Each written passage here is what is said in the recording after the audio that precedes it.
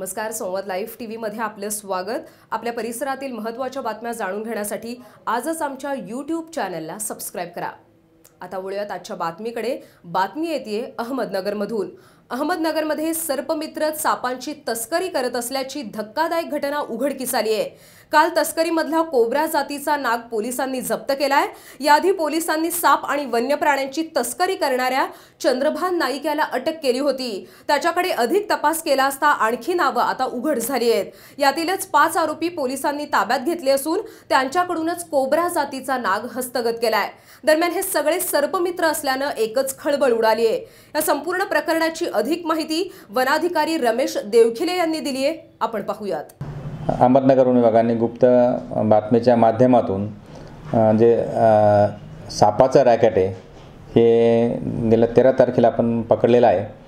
त्यामध्ये मेन आरोपी हा चंद्रभान रखमाजी नायक हा ओरिसाचा आहे। त्याला प्रथम ताब्यात घेतलं।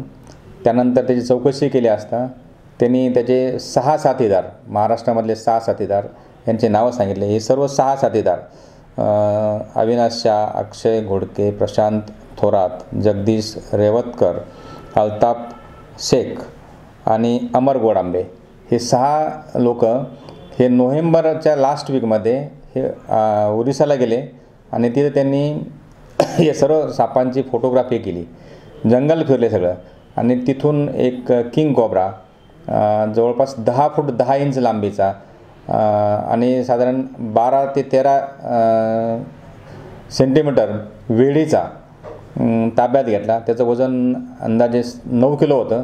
आजच्या पोझिशनला त्याचं वजन घेतलं तर तो आता 7 किलोचा आहे, 7 किलो 800चा आहे आणि हा ताब्यात घेतला। त्यांनी हे जे सगळे आरोपी जे आहेत हे आरोपीचा याला पकडल्यानंतर नावं सांगितले आणि ते नावं सांगितल्यानंतर आम्ही आमच्या सोर्समार्फत त्यांना पकडण्याचा प्रयत्न केला। त्यातले 4 आरोपी ताब्यात आले आहेत, 2 आरोपी येणं बाकी आहेत। अमर गोडांबे आणि अल्ताफ शेख हे 2 लोक अजून ताब्यात येणं बाकी आहे। त्यांच्यावरती वाईल्ड लाईफ प्रोटेक्शन ॲक्ट 1972च्या अंतर्गत गुन्हे दाखल केले आहेत। त्याच्यामध्ये सेक्शन 2, सेक्शन 9, सेक्शन 39, 40, 49, 50 आणि 57 असे सिव्हिअर सेक्शन लागले गेले आहेत। ह्या सापाच्या सेक्शनमध्ये यांना किमान 7 वर्षापर्यंत शिक्षा होऊ शकते। जेव्हा आम्ही कोर्टासमोर प्रोड्यूस केलं, कोर्टासमोर आपली शासनाची बाजू मांडली, तेव्हा ह्या पहिला चंद्रभान नायक याला 11 दिवसाची पोलीस कस्टडी मिळालेली आहे। आपण त्याला फॉरेस्ट कस्टडी म्हणतो।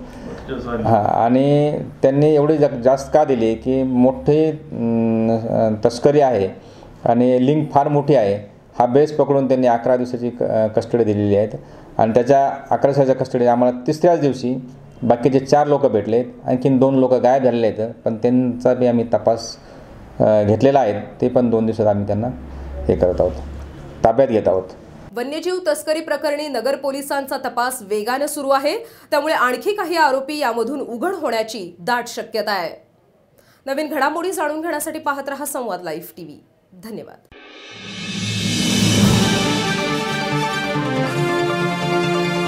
संवाद लाईव्ह टीव्ही, आपला विश्वास, आपलं चॅनल।